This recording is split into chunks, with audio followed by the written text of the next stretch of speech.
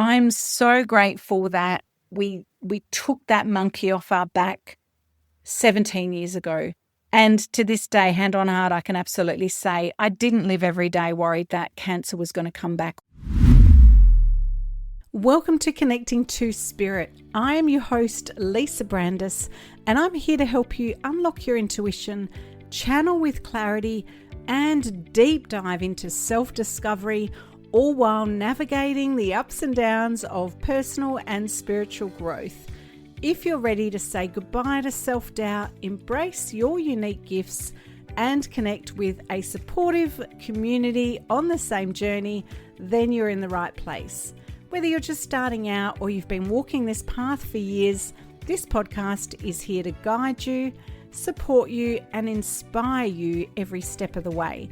So grab a cozy spot, settle in, and let's dive into some empowering insights together. In this episode, I just wanted to revisit an experience that I had many, many years ago.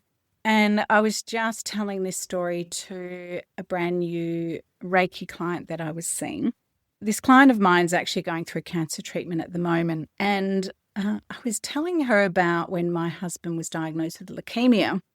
I began to feel completely stressed out at the time. I remember thinking, oh my gosh, what if my husband dies? And what if he, I don't think I can do this without him. At the time, we're going back 17 years now. So at the time, I was pregnant with our second child, had a young toddler, and our world was tipped upside down when my husband was diagnosed with acute myeloid leukemia, short word AML.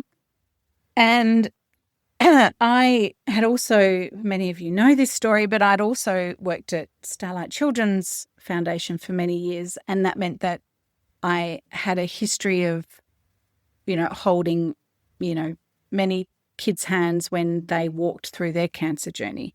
And so the reality of it being terminal as a possibility was very real. So kind of went straight into what Brené Brown calls dress rehearsing tragedy. So if anyone's ever had a child and loves their child and kissing them goodnight, she talks about how we can suddenly go, oh my God, what if they were kidnapped? Or what if they died? Or we suddenly go worst case scenario and imagine, because we feel so much joy and so much love in that moment, something might happen to take it away from us. And it's kind of a devastating thought to have. And something we all do. I know Brené Brown shared a story about being invited to speak with Oprah. And so she's on the plane ready to go and be interviewed by Oprah about her book. And she rang her husband saying, oh my God, because I'm finally here, going to be interviewed by Oprah, something's going to happen and the plane's going to crash. And then he's like, remember your dress rehearsing tragedy, nothing's going to happen, you'll be fine. And what she did at the time was she started going back to a mantra of focusing on gratitude, what she's grateful for, brought herself back into the present moment, which is actually what we teach in the Reiki system of healing. It's about just for today, do not worry, do not anger. And then the antidote for worry and anger is coming back into the present and focusing on what you're grateful for. So gratitude as an active process can help switch off anxiety and worry. So back to my story.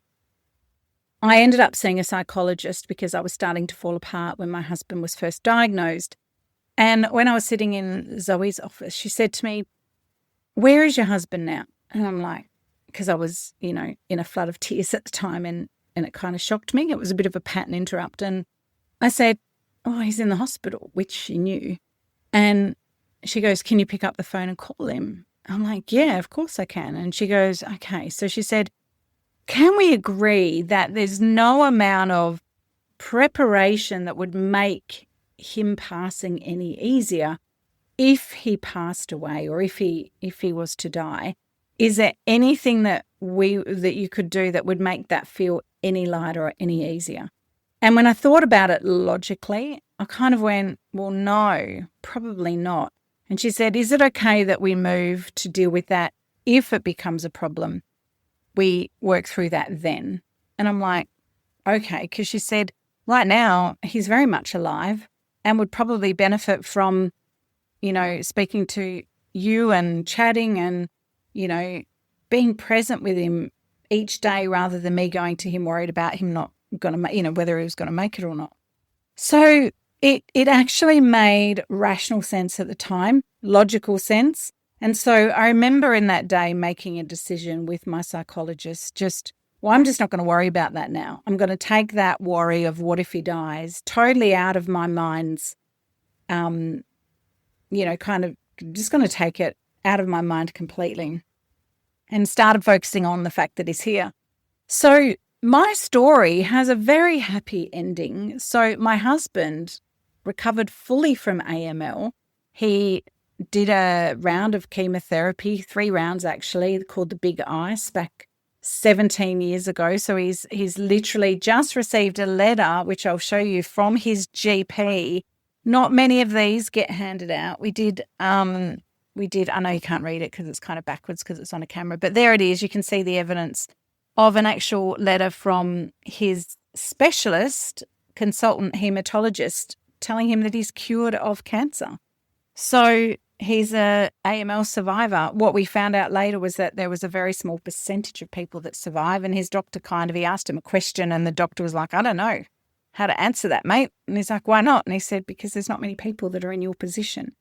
So we are so blessed. But the point I'm wanting to make here is that we could have spent the last 17 years in that fight, flight anxiety of what if he dies, dress rehearsing tragedy, focusing on worst case scenarios, trying to pre-plan what would happen and what life would be like without Gerald. And I'm so blessed that I never had to journey down that path with him.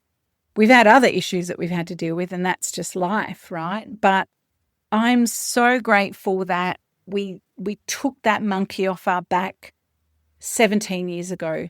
And to this day, hand on heart, I can absolutely say I didn't live every day worried that cancer was going to come back or that he'd end up not being in remission initially. And as I said to my client today, we were very realistic about it. If he got a really bad flu or a bad cold virus, we knew that he had a history of leukemia, so we'd send him down the doctor. They'd order a blood test and give us the A-OK. So then again, we worried temporarily when his body gave us signals that something's wrong, and we just double-checked that it wasn't cancer, but we didn't live every day thinking that it could be his last or that what if it comes back.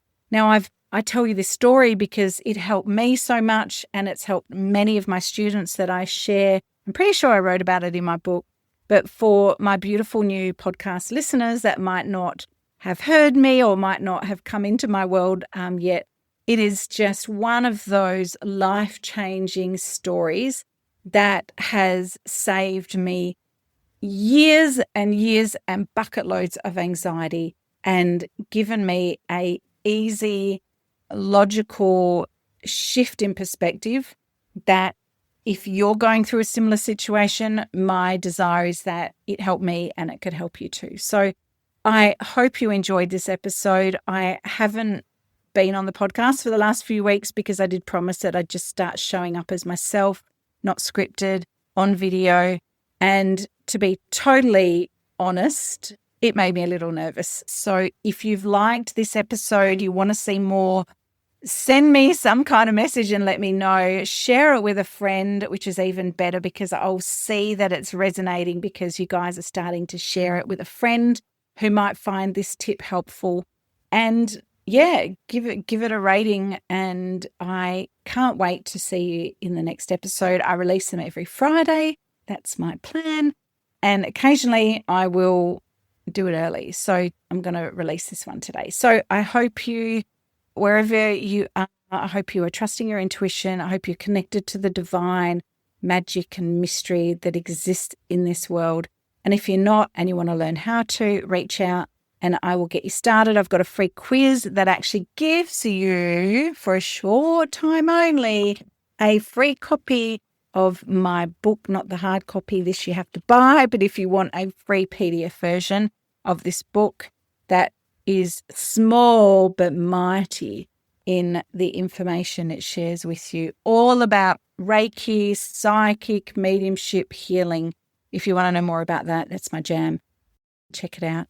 I will drop the link in the show notes for the quiz, and I've also got a free Reiki masterclass. So if you want to learn more about psychic or intuitive Reiki and the difference between learning my style of Reiki, jump in there and take a look. I will see you on the flip side. Thanks, guys.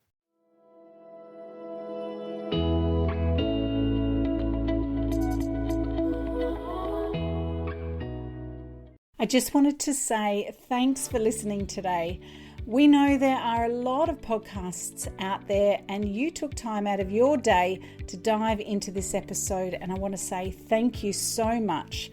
If you'd like to learn how to become a powerful psychic healer and spiritual teacher, head on over to intuitivereiki.online and you can get started by taking my free quiz and discover your unique psychic gifts.